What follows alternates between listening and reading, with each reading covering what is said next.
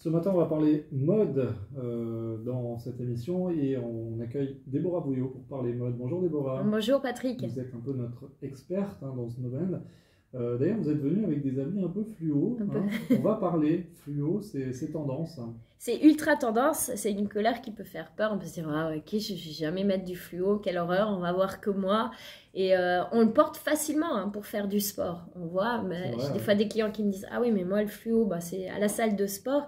Mais en fait, c'est une couleur qui peut être adoptée sur vos tenues et puis qui va donner un look un petit peu plus... on va dire différent, vivifiant que d'habitude. Vous pouvez le porter en soirée ou pour la vie de tous les jours. La vie de tous les jours, on peut imaginer un jeans, un short avec un petit haut coloré fluo, des baskets. Et en soirée, on peut imaginer quelque chose d'un petit peu plus chic, une jupe, un short en cuir avec un dessus fluo, vert ou orange pour vraiment donner le côté sympa, on va dire, à la tenue.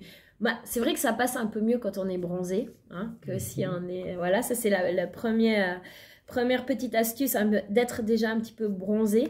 On évite de mettre le fluo sur des tissus qui sont trop épais, comme du cuir, parce que voilà, le fluo se suffit à lui-même. Donc si on a quelque chose d'un peu léger, vaporeux, ça sera plus agréable sur la silhouette.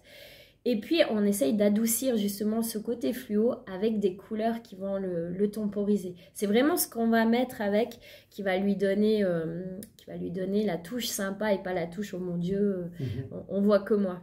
Il y a des couleurs fluo à éviter? Non, par contre, il y a des couleurs fluo qui sont plus faciles à porter, comme le fluo bleu, le bleu roi, le violet foncé, le vert foncé, vous voyez, c'est ce côté un peu vert émeraude. C'est un peu fluo, mais ça reste quand même foncé. Le framboise, qui peut être très tape à l'œil, mais version un petit peu plus temporisée.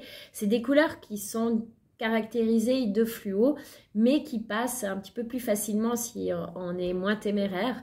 Ou alors, si vous n'aimez pas le fluo, la grande tendance de cette année, c'est de le porter sur des petites touches. Par exemple, un jeans basique, un petit t-shirt blanc, mais sur mes baskets, j'ai l'arrière ou les lacets qui sont fluo, jaune ou bleu.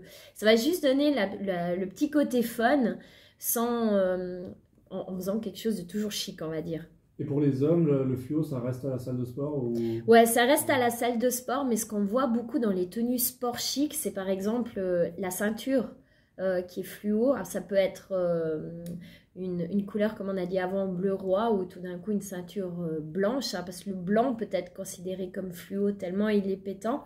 Mais ça peut être aussi le bracelet de la montre, d'un coup qui est vert pomme, ou qui est orange pour l'été. C'est très fun, c'est très sympa, surtout si vous avez un style un peu classique, des baskets blanches, un petit jeans, un polo sympa, mais sur votre montre tout d'un coup vous avez le bracelet fluo. Donc ça se fait de plus en plus, ou derrière la basket la petite ligne un peu fun fluo. Ça c'est sympa aussi parce que ça passe avec tout, mais c'est juste le côté surligné qui est pas mal. Déborah Bouillot avec le fluo jusqu'au bout des doigts. Ah oui, ça...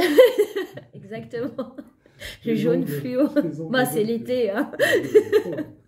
Merci beaucoup, Déborah. Merci à vous, Patrick.